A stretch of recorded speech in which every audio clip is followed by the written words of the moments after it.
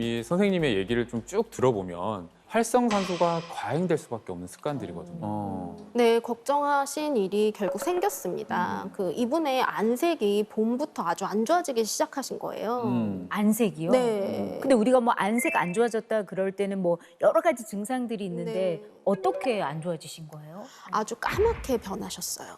까맣게 얼굴 색이 까맣게? 네네네. 음. 그의 가을경부터 본격적으로 몸에 이상이 찾아오기 시작했어요. 가장 먼저 찾아온 이상 증세가 복통 아닌가요? 네, 맞아요.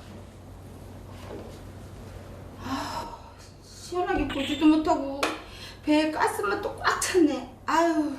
갑자기 배가 남산만하게 불러지면서 가스가 차고 배변도 안 되고 그래서 대학병원으로 이제 가서 검사를 한 거죠. 보통 대장암의 전형적인 전조 증상이 바로 갑자기 생긴 배변 습관의 변화거든요. 아마 그게 나타난 것 같아요. 네. 그런데 대장암도 침묵의 암 중에 하나거든요. 이분이 이렇게 증상이 나타날 때까지는 전혀 모르셨던 거예요.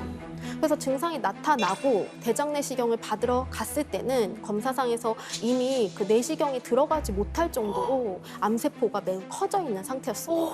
세상에. 아니 얼마나 커졌으면 그 내시경조차도 네. 들어가지 못했을까요? 아니 근데 사실 저도 이렇게 몇 년 전에 네. 그 대장 내시경 검사를 받으면서 네. 용종이 발견돼가지고 떼낸 적이 있거든요. 음. 그러니까 이게 뭔가 이렇게 남일 같지 않고 걱정이 되네요, 저도.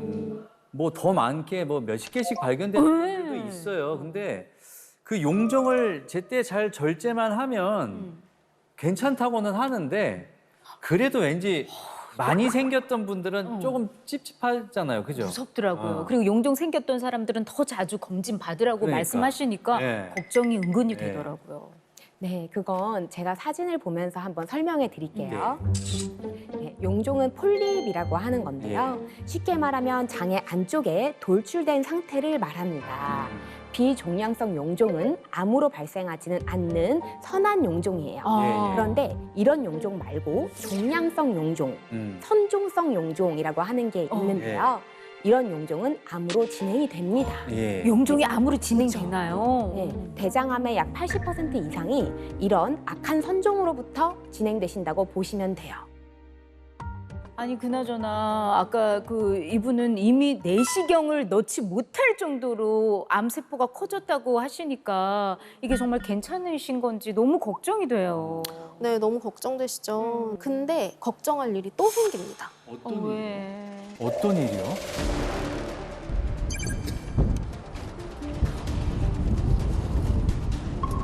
근데 갑자기 숨이 막 차기 시작하더니 몇 년 후에는 폐에 문제가 생긴 거예요. 폐는 또 왜요?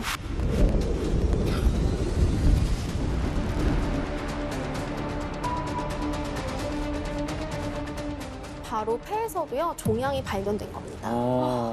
지금 이분 얘기를 듣다 보니까 이게 아마 몸속에 여러 가지 활성산소로 인해서 만성염증이 아주 심각하셨던 것 같습니다.